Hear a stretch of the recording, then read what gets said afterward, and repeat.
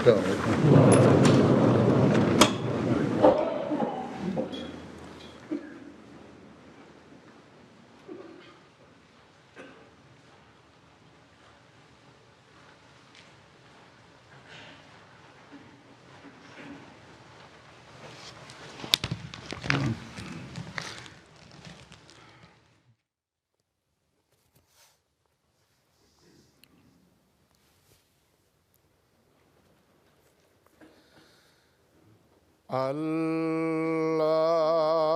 الله أكبر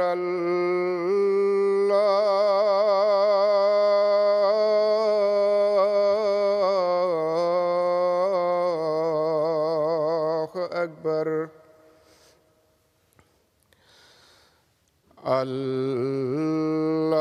الله أكبر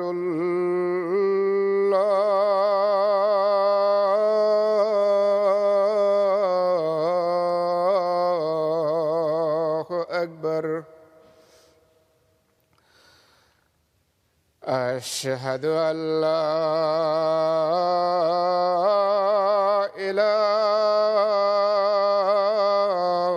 إله إلا الله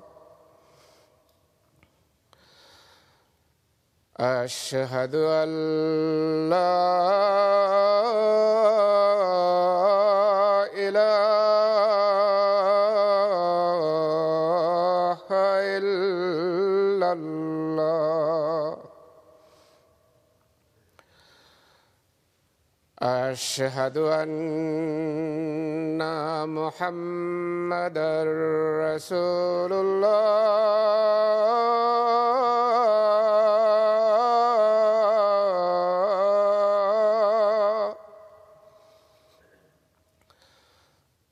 أشهد أن محمدًا رسول الله حي على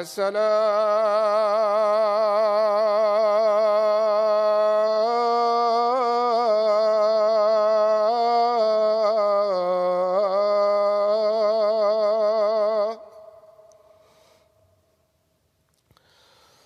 حي على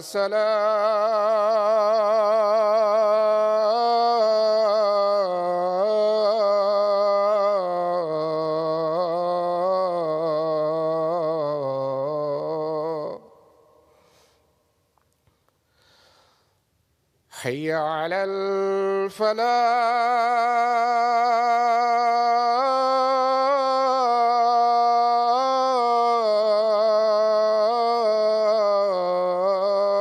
الفلاح حي على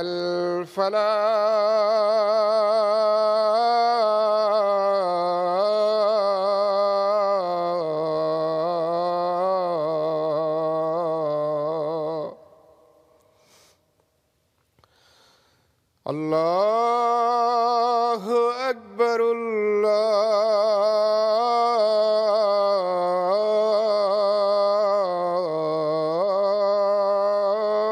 الله أكبر لا إله إلا الله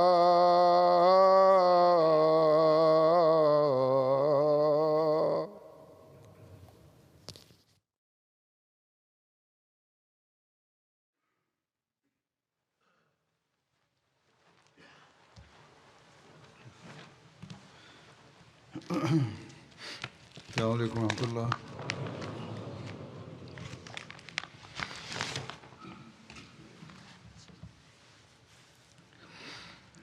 أشهد أن لا إله إلا الله وحده لا شريك له وأشهد أن محمدًا عبده ورسوله أما بعد فأعوذ بالله من الشيطان الرجيم بسم الله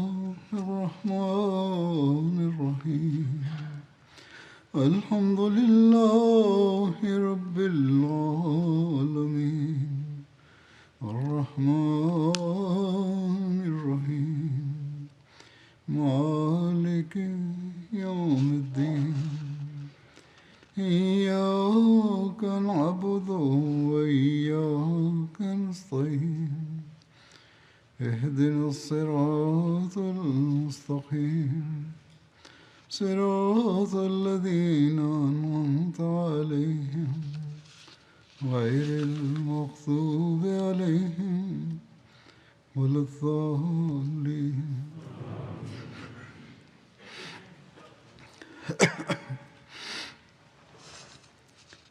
Allah Ta'ala telah memberi taufik kepada kita untuk melewati bulan Ramadan ini,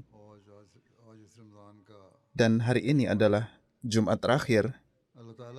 Ini adalah karunia Allah Ta'ala semata bahwa Dia telah memberi taufik kepada kita untuk banyak beribadah dan juga berpuasa.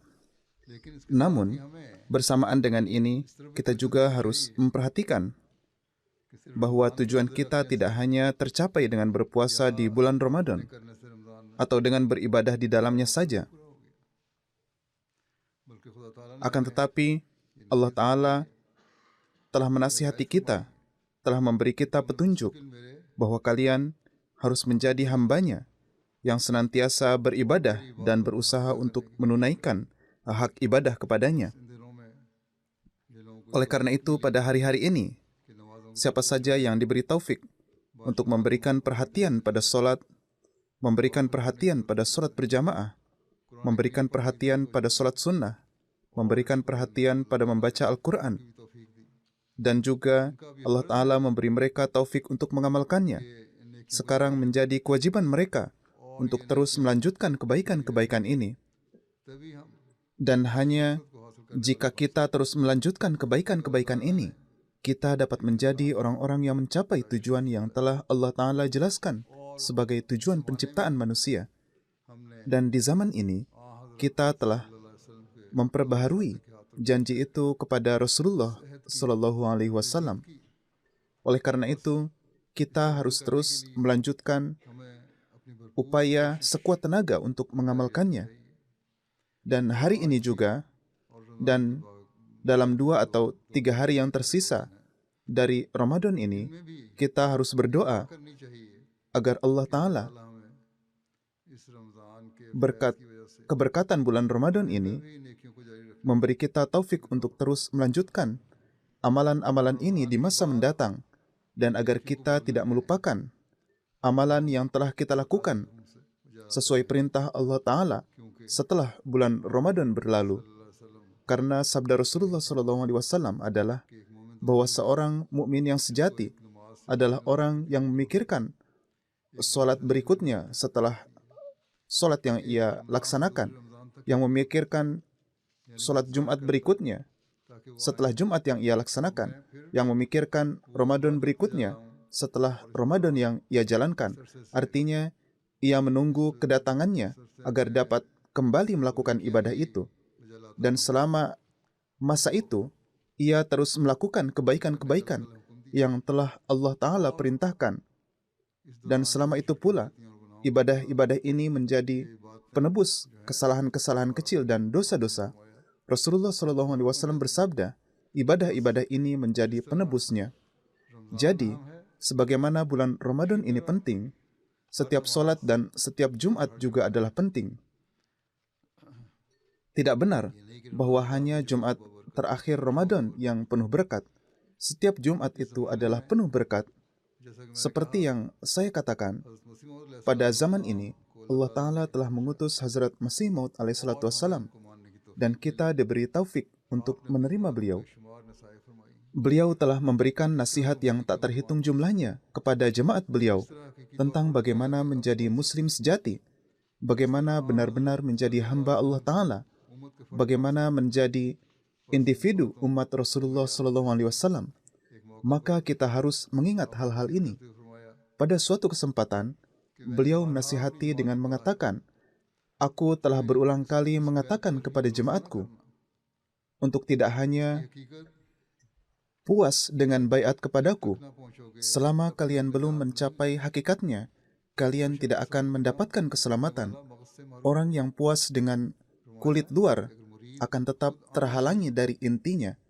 Beliau bersabda, jika seorang murid sendiri tidak mengamalkan, maka ia bukanlah orang yang beramal. Jika ia tidak beramal, maka kemuliaan sang mursyid atau guru tidak akan memberinya manfaat apapun. Mengatakan bahwa saya telah berbaiat kepada wujud suci itu, atau saya telah baiat kepada Hazrat Masih Maud alaihissalatu wassalam, dan sekarang saya telah mendapatkan banyak hal, beliau bersabda, tidak, ini tidak mungkin.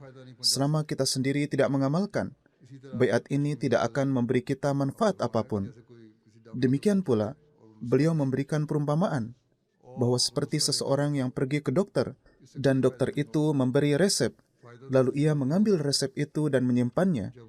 Ini tidak akan memberi manfaat apapun.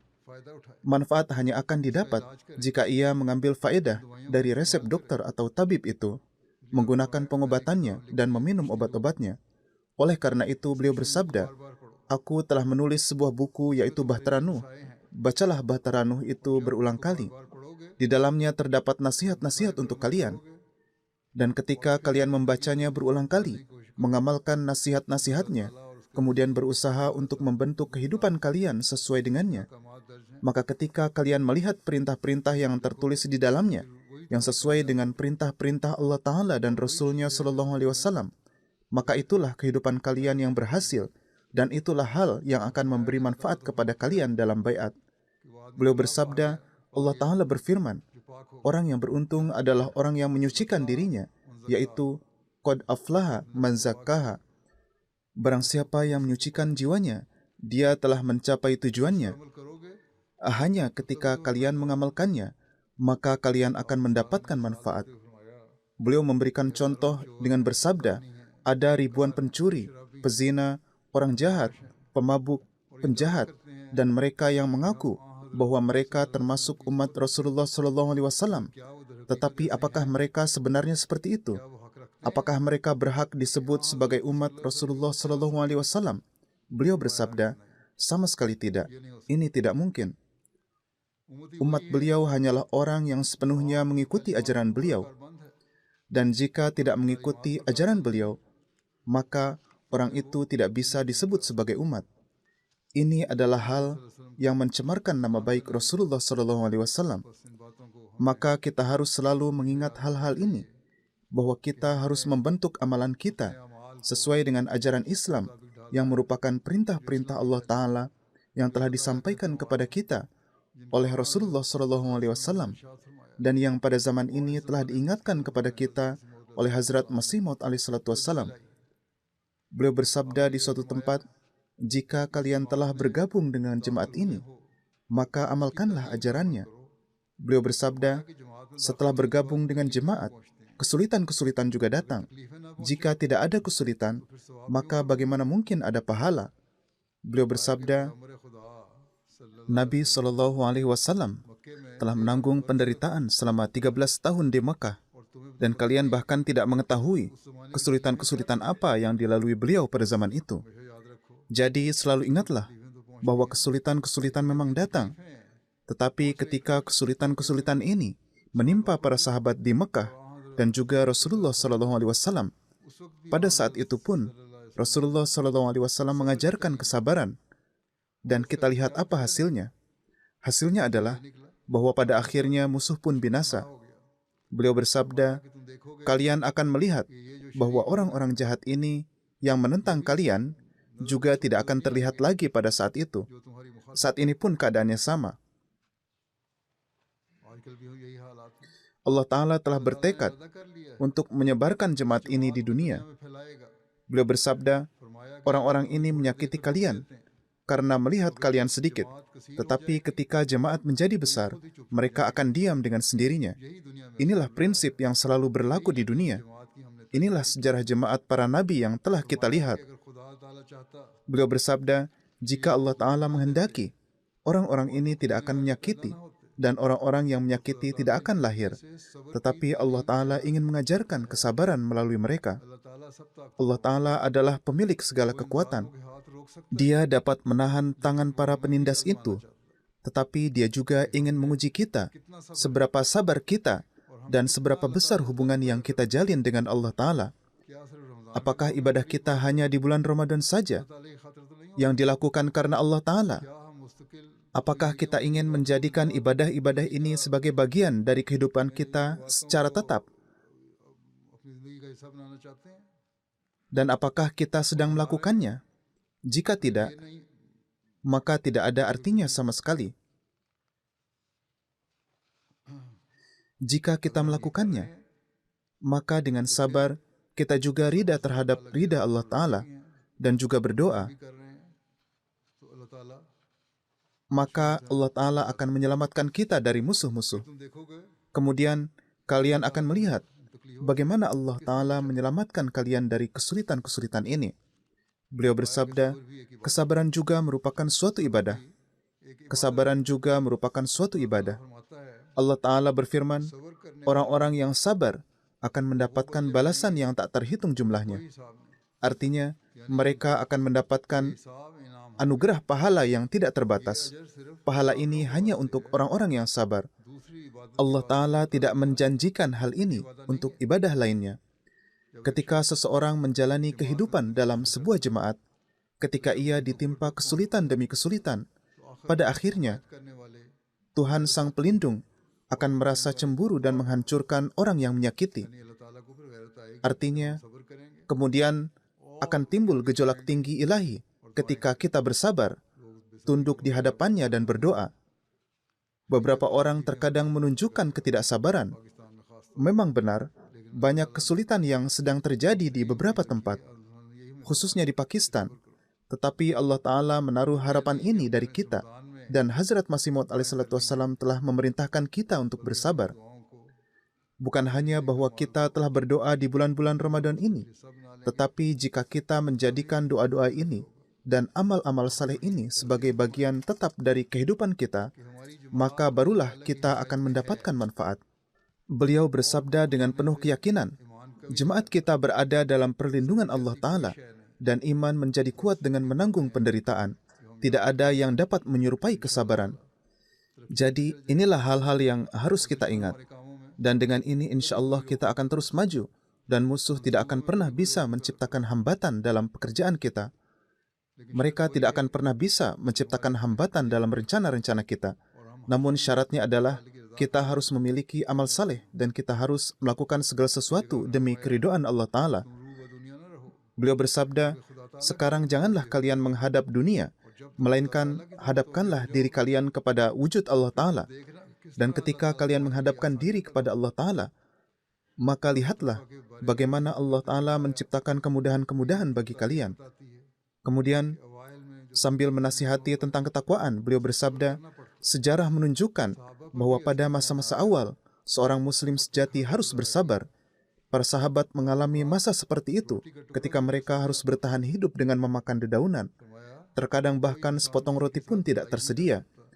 Bersabda, tidak ada seorang pun yang dapat berbuat baik kepada orang lain, kecuali jika Allah Ta'ala berbuat baik kepadanya. Ketika manusia menempuh ketakwaan, maka Allah Ta'ala membukakan pintu-pintu untuknya. Kalian menyangka orang-orang akan berbuat baik kepada kalian. Tetapi jika Allah Ta'ala belum berkehendak untuk terjadinya suatu kebaikan, maka seberapapun kalian berusaha, manusia tidak akan dapat berbuat baik. Untuk menempuh kebaikan, perlu condong kepada Allah Ta'ala. Dan ketika kita memperoleh keridaannya dan mulai berjalan di atas ketakwaan, maka Allah Ta'ala akan membukakan pintu-pintu karunia-Nya, insya Allah. Karena itu beliau bersabda agar kita beriman dengan ketulusan kepada Allah Ta'ala. Dengan itu segala sesuatu akan diperoleh. Allah berfirman, "Man yattaqillah yaj'al lahu makhraja wa yarzuqhu min haitsu la yahtasib." Siapa saja yang bertakwa kepada Allah, niscaya Dia akan mengadakan baginya jalan keluar dan memberinya rezeki dari arah yang tidak disangka-sangka. Allah Ta'ala akan menyediakan kemudahan-kemudahan dari tempat yang tidak diduga. Maka hal-hal ini harus kita ingat. Jika kita ingin menjadikan kehidupan kita berhasil dan kita ingin mendapatkan manfaat dari karunia Ramadan ini atau setiap Ramadan. Kemudian untuk hak-hak hamba, beliau juga bersabda agar kita duduk bersama satu sama lain. Sejauh mana kalian saling mencintai satu sama lain, sejauh itu pula Allah Ta'ala akan mencintai kalian. Sekarang bukan hanya ibadah-ibadah lahiriah saja, tetapi perhatian untuk menunjukkan akhlak mulia yang timbul pada banyak orang di antara kita selama hari-hari Ramadan, mereka juga memberitahukannya. Sekarang adalah penting bagi kita untuk selalu meneruskan akhlak-akhlak mulia ini dan menghilangkan perselisihan-perselisihan yang timbul di antara kita karena hal-hal yang kecil, pertengkaran-pertengkaran kecil, dan masalah-masalah kecil, serta berusaha menjalani kehidupan dengan kecintaan dan kasih sayang. Jika kita melakukan ini, hujan karunia Allah Ta'ala juga akan turun kepada kita. Beliau bersabda,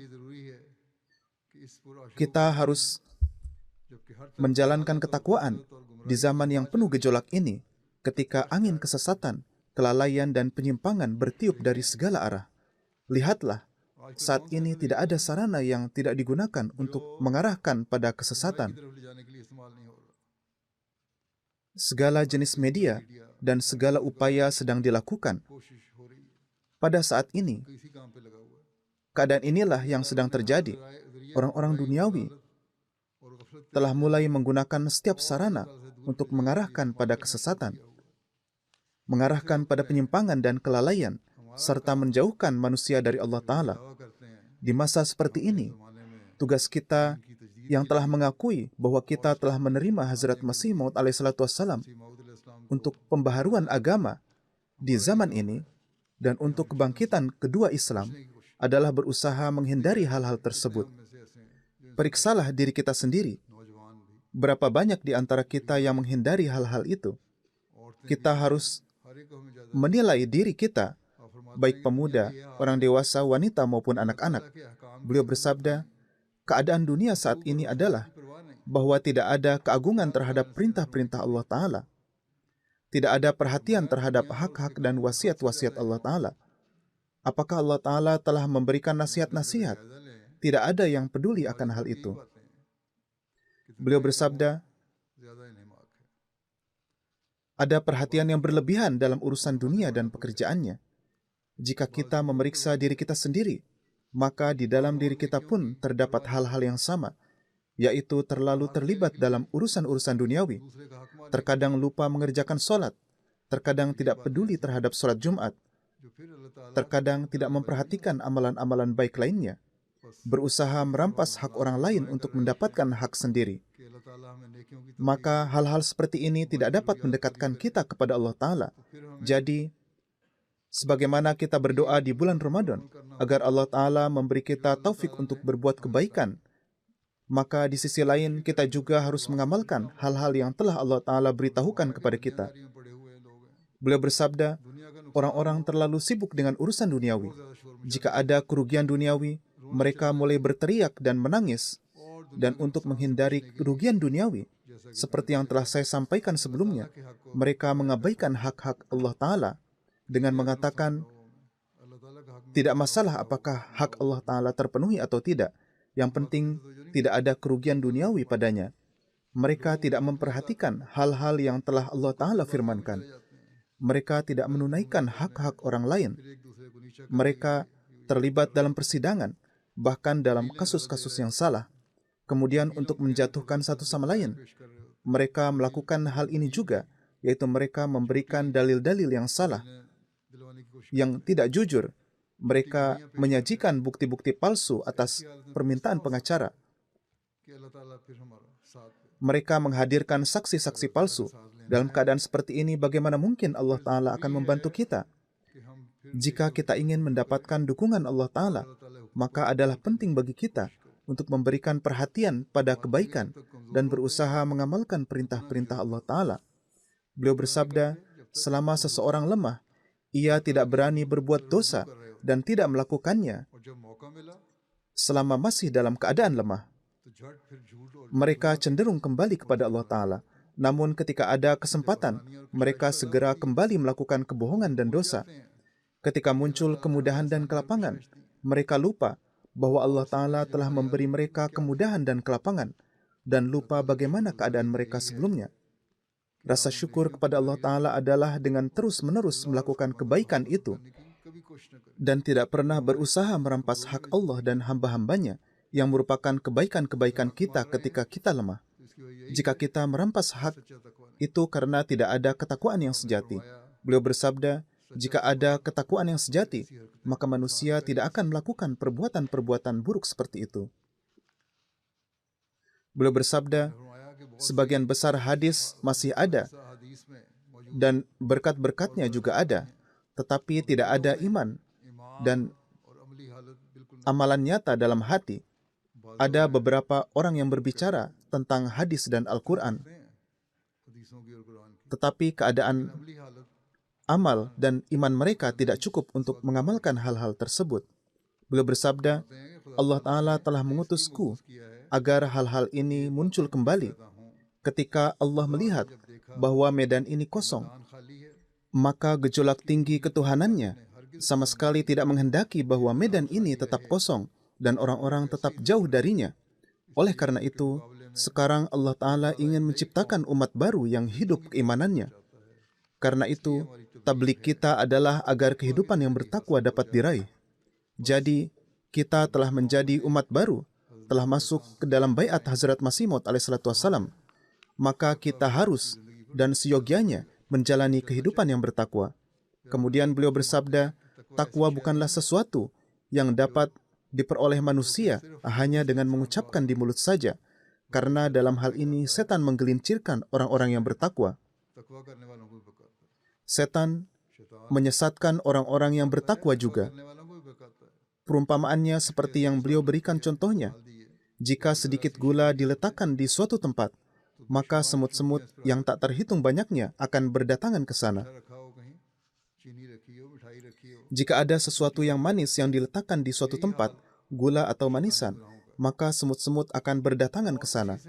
Begitu pula keadaan dosa-dosa dari setan. Dan dari hal ini dapat diketahui keadaan kelemahan manusia, betapa lemahnya manusia. Ia mengira bahwa dirinya telah menjadi sangat saleh, sedang mengamalkan ketakwaan dengan sangat baik, tetapi setan melancarkan serangannya. Saat itulah baru diketahui bahwa engkau belum sepenuhnya terhindar dari serangan setan. Belum sepenuhnya berada dalam perlindungan Allah Ta'ala. Beliau bersabda, jika Allah Ta'ala menghendaki, tentu Dia tidak akan meletakkan kelemahan seperti itu pada manusia. Seseorang melakukan sedikit kebaikan lalu ia mengira bahwa dirinya telah menjadi orang yang bertakwa, seperti yang telah saya sampaikan. Maka ini bukanlah ketakwaan yang hakiki. Ini adalah ketakwaan yang masih dapat diserang oleh setan. Setan menyerangnya, seperti yang beliau berikan permisalannya, yakni semut-semut berdatangan ke tempat yang manis. Begitu pula setan melancarkan serangan untuk menggelincirkannya. Setan memasukkan ke dalam pikirannya bahwa engkau telah menjadi sangat saleh. Ketika keadaan manusia seperti itu, maka ia semakin menjauh dari kebaikan dan timbul kesombongan. Maka beliau bersabda, orang-orang yang berjalan di atas ketakwaan harus melangkah dengan sangat hati-hati, dan ini hanya mungkin ketika manusia mengetahui bahwa sumber segala kekuatan hanyalah zat Allah Ta'ala. Tidak ada nabi atau rasul yang memiliki kekuasaan untuk memberikan kekuatan dari dirinya sendiri. Ya, keberkatan diperoleh dari para nabi dan rasul. Keberkatan didapat dengan mengamalkan ajaran mereka. Tetapi kekuatan hanya ada pada Allah Ta'ala, dan para nabi dan rasul juga mengarahkan ke sana agar memohon kepada Allah Ta'ala. Dan ketika kekuatan ini diberikan kepada manusia dari Allah Ta'ala, maka terjadilah perubahan padanya. Untuk memperolehnya, seorang harus menjalankan doa, dan solat adalah satu-satunya kebaikan yang dapat menghilangkan kelemahan setan, dan itulah yang disebut doa. Setan ingin manusia tetap lemah dalam hal ini, karena dia mengetahui bahwa sejauh mana islah atau perbaikan diri yang dilakukan oleh seseorang, ia melakukannya melalui cara ini. Oleh karena itu, syarat untuk itu adalah menjadi suci dan bersih. Selama ada kekotoran dalam diri manusia, maka setan terus mencintainya. Jadi, untuk menjadi bersih dan suci, syaratnya adalah solat. Dan dalam bulan Ramadan ini, kita mengambil manfaat ini dengan melaksanakan solat secara teratur, memusatkan perhatian padanya, dan memusatkan perhatian pada solat-solat sunnah. Beliau bersabda, jika ingin senantiasa terhindar dari setan dan melangkah di atas ketakwaan, maka syaratnya adalah memusatkan perhatian pada ibadah, yakni ibadah yang dilakukan dengan penuh keindahan, yang dilakukan sesuai dengan perintah Allah Ta'ala, yang di dalamnya tidak ada unsur riya atau pamer sama sekali. Dan ketika ibadah seperti itu dijalankan, maka manusia akan selalu terlindung dari serangan setan dan berada dalam perlindungan Allah Ta'ala. Kemudian beliau bersabda, untuk menjadi orang yang bertakwa adalah penting untuk pertama-tama menjauhi hal-hal besar seperti zina, mencuri, merampas hak-hak orang lain, riya, kesombongan, caci maki, dan kekikiran, lalu menjauhi sifat-sifat yang buruk dan sebaliknya meningkatkan akhlak fadilah atau akhlak yang mulia. Hal ini adalah penting untuk meraih ketakwaan, yaitu menjauhi kejahatan-kejahatan besar, menghindari perbuatan yang buruk dan hal-hal yang rendah. Namun itu saja tidaklah cukup, melainkan seseorang harus mengembangkan akhlak yang mulia sebagai gantinya, maka barulah itu merupakan ketakwaan yang sejati. Hal ini karena sesungguhnya menghilangkan keburukan dan melangkah menuju kebaikan itulah hal yang utama. Menghilangkan kebiasaan buruk dan memperlihatkan akhlak mulia itulah hal yang utama. Hanya menghindari keburukan bukanlah takwa, melainkan menghindari keburukan dan melakukan kebaikan itulah yang merupakan ketakwaan.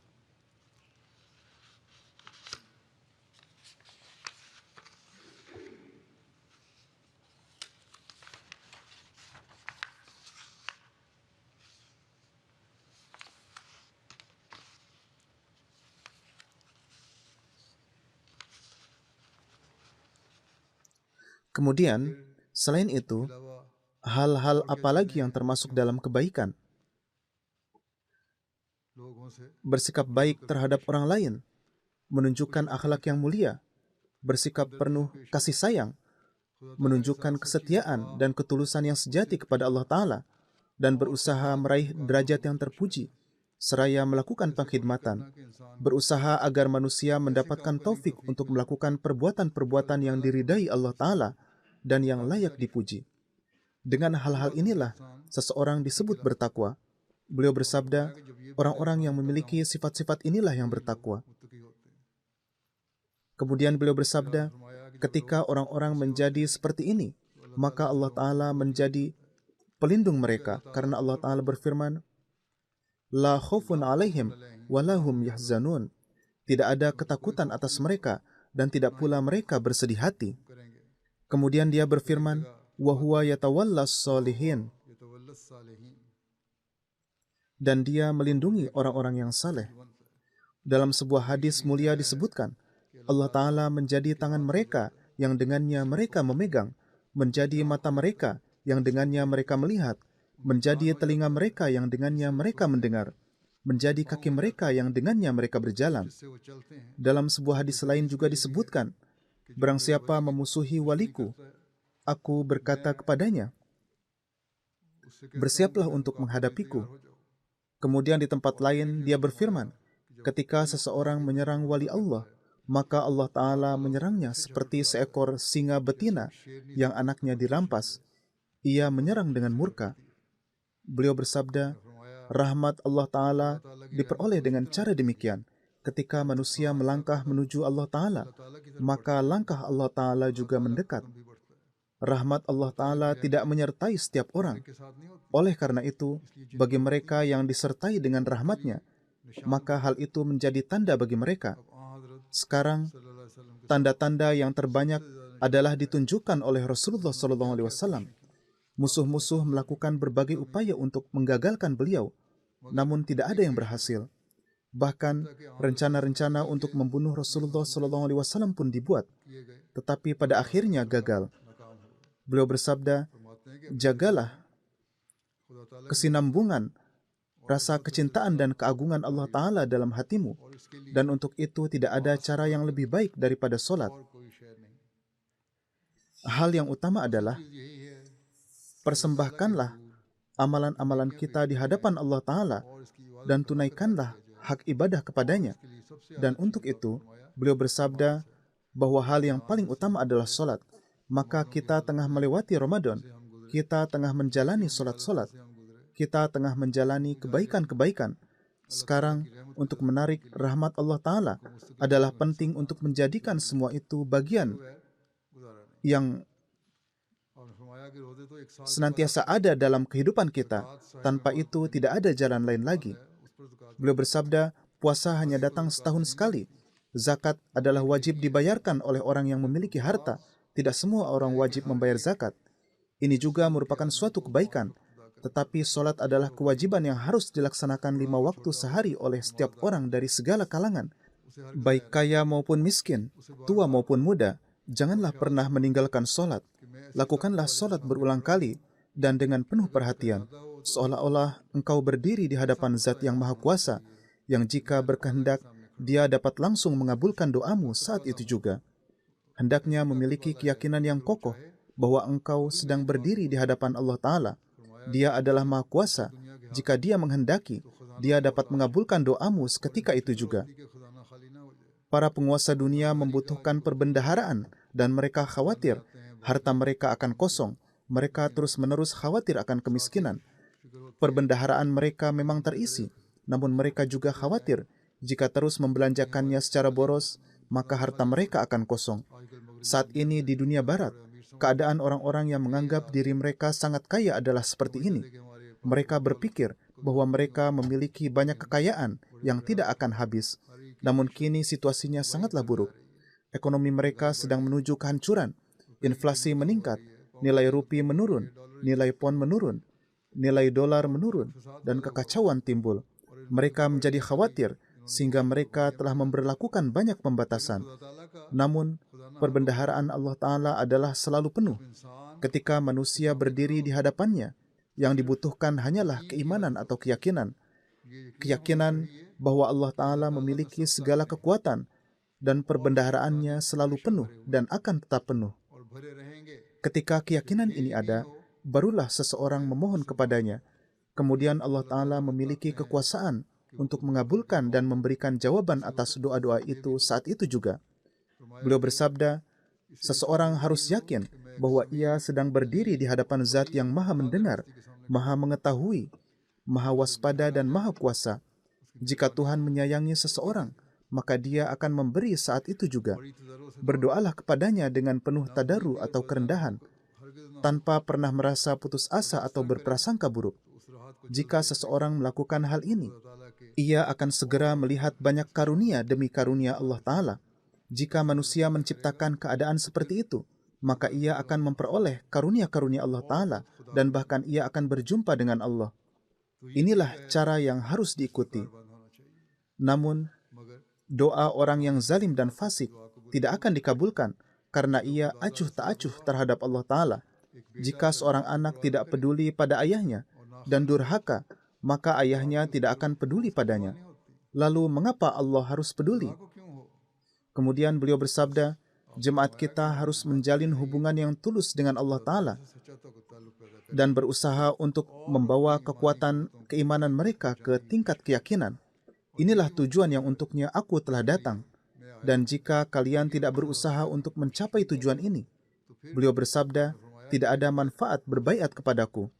Jadi, kita harus berusaha untuk terus meningkatkan kebaikan kita dan menciptakan hubungan yang khas dengan Allah Ta'ala.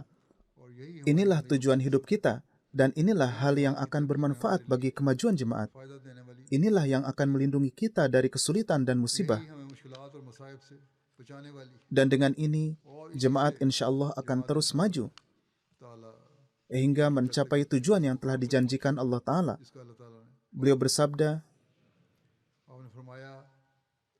di antara tugas-tugas Masih Maud, yang pertama adalah apa yang Allah Ta'ala tunjukkan sebagai tanda bahwa seperti yang telah Dia tunjukkan pada zaman Rasulullah SAW, Allah akan terus menunjukkan tanda-tanda dalam mata rantai yang sama. Dia menunjukkan tanda-tanda kemajuan dan akan terus menunjukkannya. Beliau bersabda, ini adalah untuk membuktikan bahwa Allah Ta'ala mendengar doa-doa kita, menjawabnya, dan pertolongannya adalah menyertai kita. Dia menunjukkan tanda-tanda ini. Kemudian beliau bersabda, Tujuan kedua kedatanganku adalah untuk menciptakan hubungan antara hamba dengan Allah Ta'ala. Di satu sisi, suatu pekerjaan adalah milik Allah Ta'ala. Beliau bersabda, suatu pekerjaan adalah milik Allah Ta'ala, dan dia menjanjikan kepada Rasulullah SAW, dan ini tengah dia berikan. Kedua, Allah Ta'ala telah memberi kita tanggung jawab untuk menjadi hambanya yang bersyukur, menunaikan hak ibadah kepada hambanya, dan meningkatkan keimanan kita. Ketika ini terjadi, maka kita akan memperoleh karunia Allah Ta'ala, dan kita akan menunaikan hak baiat yang menjadi tujuan kita dalam baiat kepada Hazrat Masih Maud alaihissalam. Beliau bersabda, inilah yang diperlukan oleh jemaat kita, yaitu agar keimanan meningkat, agar tumbuh keyakinan yang benar, dan tumbuh ma'rifat kepada Allah Ta'ala, agar tidak ada kemalasan dan kelalaian dalam amal saleh.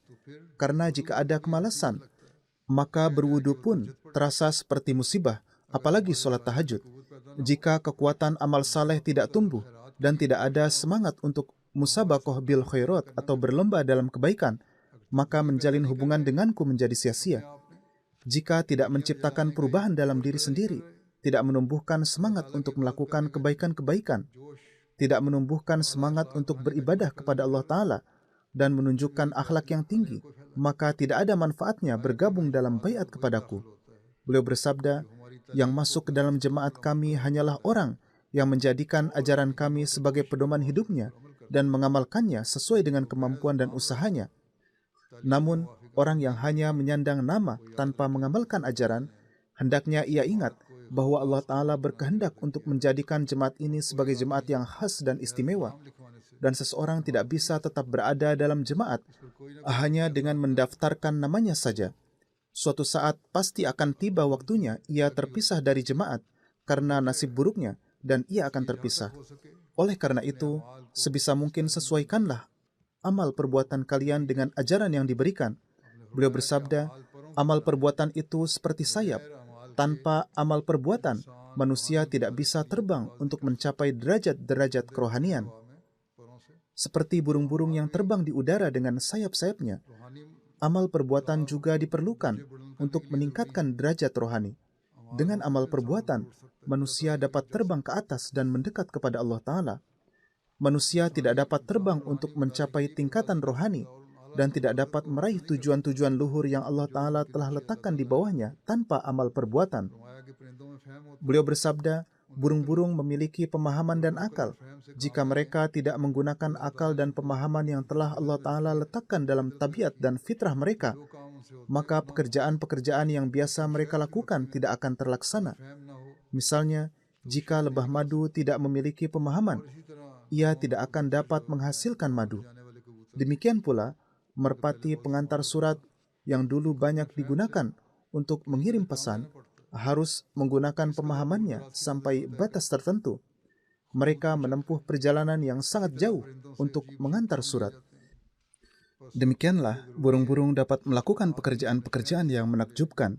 Jadi, pertama-tama perlu bagi manusia untuk menggunakan pemahamannya dan memikirkan apakah pekerjaan yang akan ia lakukan berada di bawah perintah Allah Ta'ala dan untuk keridaannya atau tidak. Setelah ia melihat hal ini dan menggunakan pemahamannya, maka perlu untuk menggunakan tangannya. Kemudian secara nyata harus menggerakkan dirinya. Pertama-tama ia harus berpikir dan menggunakan akalnya bahwa ini adalah pekerjaan-pekerjaan kebaikan yang harus ia lakukan dan akan menghasilkan akibat-akibat yang baik. Apakah ini sesuai dengan perintah Allah Ta'ala atau tidak? Kemudian setelah itu, ia harus mengamalkannya. Jangan bermalas-malasan dan lalai. Ya, perlu untuk memastikan bahwa ajaran itu benar. Terkadang juga terjadi bahwa ajaran itu benar, tetapi manusia tertipu karena kebodohan dan ketidaktahuannya sendiri, atau karena kejahatan dan kebohongan orang lain. Ini juga bisa terjadi, bahwa setan kadang-kadang menipu. Terkadang penipuan terjadi dalam kaitannya dengan ajaran itu sendiri. Jadi, perlu untuk memahami hal ini. Oleh karena itu, sangat penting bagi seorang Ahmadi untuk berusaha meraih kedekatan dengan Allah Ta'ala dalam melaksanakan amalan-amalannya. Ia harus merenung dengan pikiran yang jernih. Pertama, ia harus menilai dirinya sendiri, kemudian merenungkannya, berdoa, lalu mengamalkannya. dan tujuannya haruslah untuk meraih keridhaan Allah Ta'ala. Ketika kita mengamalkan hal ini, barulah kita akan memenuhi tujuan baiat kepada Hazrat Masih Maud alaihissalatu wassalam. Beliau bersabda, raihlah seutuhnya kecintaan kepada Allah Ta'ala, dan tauhid yang sejati akan tegak dengan ini. Dan untuk ini, di mana kalian mengaku bahwa kalian mencintai Allah Ta'ala dan ingin menegakkan tauhidnya, kalian harus membuktikannya. Untuk itu, kemudian kalian harus bersujud dan merendahkan diri di hadapan Allah Ta'ala. Ketika hal-hal ini terjadi, barulah kita akan menjadi orang-orang yang benar-benar menegakkan tauhid, mengamalkannya dan menyebarkannya. Kemudian, sambil menjelaskan apa yang dimaksud dengan cinta kepada Allah Ta'ala, beliau bersabda, maksudnya adalah mendahulukan keridhaan Allah Ta'ala atas orang tua, istri, anak-anak, diri sendiri, dan segala sesuatu. Sebagaimana disebutkan dalam Al-Quran Syarif, Fazkurullaha kazikrikum aba'akum au asyadda zikra. Yakni, ingatlah Allah Ta'ala sebagaimana kamu mengingat bapak-bapakmu, bahkan lebih dari itu, dengan kecintaan yang lebih kuat dan mendalam. Beliau bersabda, di sini ada hal yang perlu direnungkan. Allah Ta'ala tidak mengajarkan untuk memanggilnya dengan sebutan Bapa, melainkan Tuhan mengajarkan agar tidak tertipu seperti orang-orang Nasrani. Oleh karena itu, difirmankan agar jangan tertipu seperti orang-orang Nasrani dan tidak memanggil Allah dengan sebutan Bapa. Jika ada yang mengatakan bahwa dengan demikian tingkat cinta kepada Allah menjadi lebih rendah daripada cinta kepada ayah, maka untuk menepis keberatan ini ditambahkan kata asyadda zikro, lebih kuat mengingat. Jika tidak ada kata asyadda zikro, mungkin ada keberatan. Tetapi sekarang hal itu telah diselesaikan karena Allah Ta'ala berfirman untuk mengingatnya lebih daripada mengingat ayah. Beliau bersabda, untuk menegakkan tauhid yang sejati adalah penting untuk mengambil bagian penuh dalam kecintaan kepada Allah Ta'ala. Dan kecintaan ini tidak dapat dibuktikan sampai seseorang menjadi sempurna dalam amalan nyatanya. Hal ini tidak bisa dibuktikan hanya dengan lisan semata. Jika seseorang menyebut nama gula atau manisan, mulutnya tidak akan menjadi manis. Hanya dengan menyebut nama sesuatu yang manis saja tidak akan membuat mulut menjadi manis. Jika seseorang mengaku dan menyatakan persahabatan dengan lisan, tetapi tidak membantunya dalam kesulitan, maka dia tidak bisa dianggap sebagai teman sejati. Demikian pula, jika pengakuan tauhid hanya dengan lisan saja, dan pengakuan cinta hanya dengan lisan saja, maka tidak ada manfaatnya. Sebaliknya, hal ini lebih menuntut amalan nyata daripada sekedar pengakuan lisan. Ini bukan berarti bahwa pengakuan lisan itu tidak bernilai apa-apa. Beliau bersabda, maksudku adalah amalan nyata harus menyertai pengakuan lisan. Oleh karena itu, penting untuk mewakafkan hidup kalian di jalan Allah, dan inilah Islam. Inilah tujuan yang untuk itu aku diutus. Maka siapa saja yang tidak mendekati mata air yang Allah Ta'ala alirkan untuk tujuan ini, pasti akan terhalangi. Beliau bersabda, untuk menegakkan tauhid Allah Ta'ala, bentuklah kehidupan kalian seperti ini. Tidak perlu seseorang mewakafkan diri dan mendaftar agar bekerja di jemaat, melainkan maksudnya adalah, wakafkanlah hidup Anda sekalian untuk menyampaikan pesan Allah Ta'ala, untuk mengamalkan ajarannya. Bentuklah hidup Anda sedemikian rupa, hendaknya tampak jelas bahwa hidup kita adalah demi Allah Ta'ala. Jika kalian membentuk kehidupan kalian seperti itu, barulah kalian akan berhasil. Beliau bersabda, pahamilah tujuan hidup kalian, bahwa kita tidak hanya untuk mencari dunia, melainkan dengan masuk ke dalam baiat Hazrat Masih Maud alaihissalatu wassalam, kita harus berusaha sekuat tenaga untuk menegakkan dan menyebarkan tauhid Allah Ta'ala di dunia. Jika pemikiran ini ada, setiap anggota jemaat akan menjalankan perannya. Ia akan berusaha untuk mengibarkan bendera tauhid Allah Ta'ala di dunia, untuk menyebarkannya di dunia, dan untuk membawa orang-orang di bawah bendera Rasulullah SAW. Jadi, dalam bulan Ramadan ini, di mana kita telah berjanji bahwa kita akan memperhatikan ibadah, memperhatikan akhlak yang tinggi, memperhatikan untuk melakukan kebaikan, memperhatikan untuk menyebarkan tauhid Allah Ta'ala, maka kita juga harus berusaha untuk itu. Dan usaha ini tidak boleh berakhir dengan berakhirnya Ramadan ini, melainkan harus berlanjut sepanjang tahun. Ketika hal ini berlanjut sepanjang tahun, barulah kita dapat mencapai tujuan yang menjadi tujuan hidup kita. Dan jika tidak demikian, maka tidak ada tujuan dari baiat yang kita lakukan kepada Hazrat Masih Maud alaihissalatu wassalam sesuai dengan perintah Allah Ta'ala dan perintah Rasulullah SAW. Dan kita tidak akan dapat mencapai tujuan itu dan tidak dapat mengambil manfaat dari hal-hal yang dapat kita peroleh dengan masuk ke dalam baiat beliau. Oleh karena itu, kita harus selalu mengingat bahwa dengan masuk ke dalam baiat, kita harus menciptakan perubahan khusus dalam diri kita, dan kita harus berusaha untuk menjadikan doa-doa yang kita panjatkan dan kebaikan-kebaikan yang kita peroleh dalam bulan Ramadan ini sebagai bagian dari seluruh hidup kita. Hazrat Masih Maud alaihissalam bersabda di suatu tempat, "Jika kalian hidup seperti orang-orang duniawi, maka hal itu tidak akan memberi manfaat apapun. Kalian telah bertobat di tanganku. Bertobat di tanganku menuntut suatu kematian agar engkau memperoleh kelahiran baru dalam kehidupan yang baru. Jika baiat tidak dilakukan dengan hati, maka tidak ada hasilnya sama sekali. Dengan baiat kepadaku, Allah menghendaki pengakuan hati. Maka barang siapa menerimaku dengan hati yang tulus dan bertobat dengan sungguh-sungguh dari dosa-dosanya, Allah yang Ghafurur Rahim, Maha Pengampun lagi Maha Penyayang, pasti akan mengampuni dosa-dosanya dan ia akan menjadi seperti baru lahir dari rahim ibunya." Beliau memberikan contoh, jika ada satu orang saleh di sebuah desa, maka Allah Ta'ala akan melindungi desa itu dari kehancuran. Namun ketika kehancuran datang, maka akan menimpa semua orang. Meskipun demikian, Allah tetap akan menyelamatkan hamba-hambanya dengan suatu cara. Sunnatullah adalah, jika ada satu orang yang saleh, maka orang-orang lain akan diselamatkan demi dia. Maka kita harus berusaha secara khusus untuk menyelamatkan diri kita, menyelamatkan generasi kita, berusaha menyelamatkan dunia, dan berusaha menegakkan tauhid di dunia, berusaha membawanya di bawah bendera Rasulullah SAW.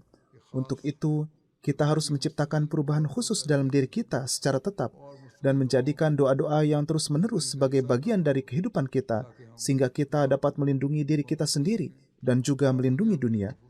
Karena dunia sedang bergerak dengan sangat cepat menuju kehancuran. Dan jika Allah Ta'ala berkehendak, Dia dapat menciptakan sarana untuk memperbaiki dunia dengan mengubah hati mereka, sehingga mereka dapat selamat dari kehancuran ini.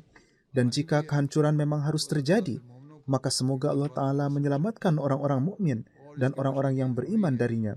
Untuk selamat dari itu adalah penting bagi kita untuk membentuk amalan kita, melaksanakan amalan kita sedemikian rupa, sehingga karunia Allah Ta'ala senantiasa menyertai kita. Semoga Allah menjadikan kita benar-benar memahami bagaimana kita harus menjaga ibadah kita tetap hidup, bagaimana kita harus menjalin hubungan dengan Allah Ta'ala, bagaimana kita harus berjalan di atas ketakwaan, bagaimana kita harus menunjukkan akhlak yang mulia, bagaimana kita harus menegakkan tauhid di dunia, dan bagaimana kita harus menyelamatkan dunia dari kehancuran, bagaimana melindungi diri kita dari kehancuran dan serangan dunia. Dan ketika hal-hal ini terjadi dan kesadaran ini tumbuh dalam diri kita, barulah kita akan dapat menunaikan hak baiat kepada Hazrat Masih Maud alaihissalatu wassalam. Semoga Allah menjadikan kita orang-orang yang menunaikan hak baiat ini, dan semoga Ramadan ini menjadi sumber keberkatan bagi kita. Semoga Dia menganugerahkan kita dengan rahmat, karunia dan keberkatannya, dan semoga kita dapat menunaikan hak ibadah kepada Allah Ta'ala selama sisa hari-hari Ramadan ini, sepanjang tahun, dan hingga Ramadan berikutnya. Semoga kita juga dapat menunaikan hak terhadap hamba-hambanya. Semoga Allah Ta'ala menganugerahkan kita taufik untuk menjalankannya.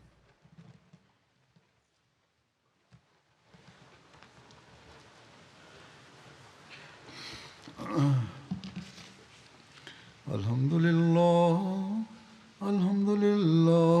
nahmaduhu wa nasta'inuhu wa nastaghfiruh, wa nu'minu bihi wa natawakkalu alayhi, wa na'udhu billahi min shururi anfusina wa min sayyiati a'malina. Man yahdihillahu fala mudilla lahu ومن يضلل فلا هادي له ونشهد أن لا إله إلا الله ونشهد أن محمدا عبده ورسوله عباد الله رحمكم يذكركم الله إن الله يأمر بالعدل والإحسان وإيتاء ذي القربى وينهى عن الفحشاء والمنكر والبغي يعظكم لعلكم تذكرون اذكروا الله يذكركم وادعوه يستجب لكم ولذكر الله أكبر